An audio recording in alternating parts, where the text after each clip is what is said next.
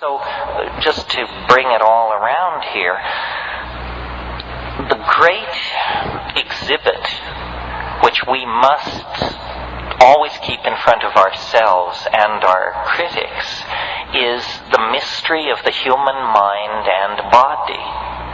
No one knows how it is that I can command my hand to make a fist and that it will do that. I mean, that's mind over matter. That's the violation of every scientific principle in the books. And yet it is the most trivial experience any of us have. We expect to command our body. We expect the mental will to order the monkey flesh into action, and it will follow. The body is the nexus of the mystery of life. And our culture takes us out of the body and sells our loyalty into political systems, into religions, into inanimate objects and machines, collections, so forth and so on. The felt experience of the body is what the psychedelics are handing back to us. That's why it's called escape, because it's escape from HBO, from walking the mall, from seeing what's on the tube, from consuming trash media. It's escape from all of that into the authenticity of the body. This is why sexuality is so edgy in this society. They'd make it illegal if they but could figure out how. It's the one drug they can't tear from our grip, and so they lay a guilt trip about it. But sexuality and psychedelics, by carrying us back to an authentic sense of the body, carry us back to the domain of authentic values. And more the message that people are getting as they avail themselves of the psychedelic experience is that it is not a journey into the human unconscious or into the ghost bardos of our chaotic civilization. It's a journey into the presence of the Gaian mind, that the earth is a coherent whole. It is a thinking, feeling, intending being that in terms of our value structures, it would be foolish to image as anything other than female. And when cultural values created by male dominance and science and linearity and so forth and so on, when those values are dissolved, what is waiting there is this incredibly poignant experience of matrix, what James Joyce called the mama matrix most mysterious. Nothing more than our bodies and the earth out of which our bodies came. History, as we have lived it in the West, has been a turning of our back on that. And now history has failed.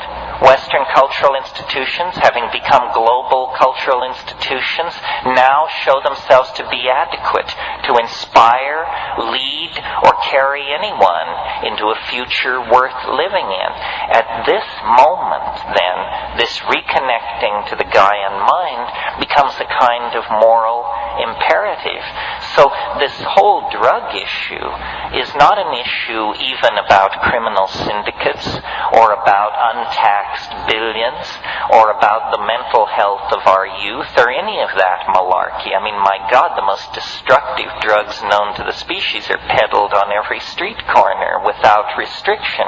The real issue is what kind of mental worlds shall people inhabit?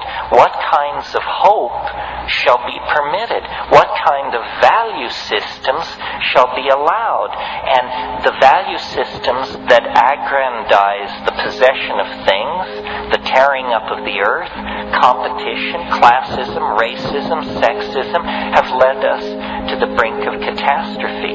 Now, I think we have to abandon Western cultural values and return to the deeper wisdom of the body in connection with the plants. That's the seamless web that leads us back into the heart of nature. And if we can do this, then this very narrow neck of cultural crisis can be navigated.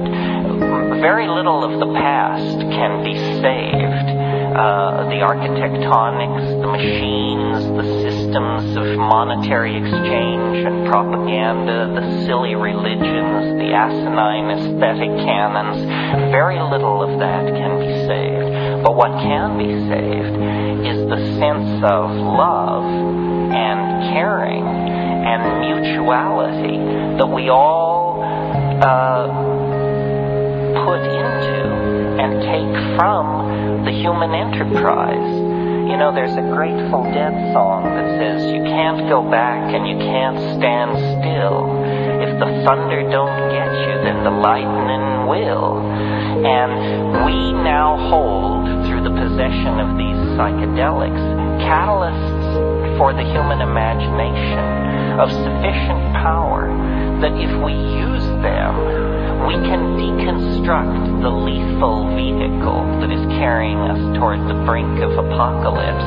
We can deconstruct that vehicle and redesign it into a kind of starship that would carry us and our children out into the broad starry galaxy we know to be waiting us.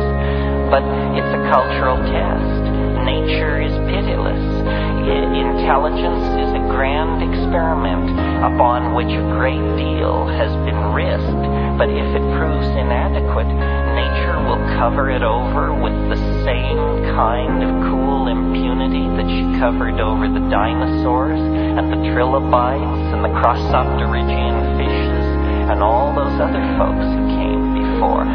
So what we must do, I think, is see our future in the imagination, catalyze the imagination, form symbiotic relationships with the plants, affirm archaic values, and spread the good news that what is out of control, what is in fact dying, is a world that had become too top-heavy with its own hubris, too bent by its own false value systems, and too dehumanized to care about what happened to its own children. So I say, good riddance to it. Bring on the archaic revival, and let's create a new world. That's it.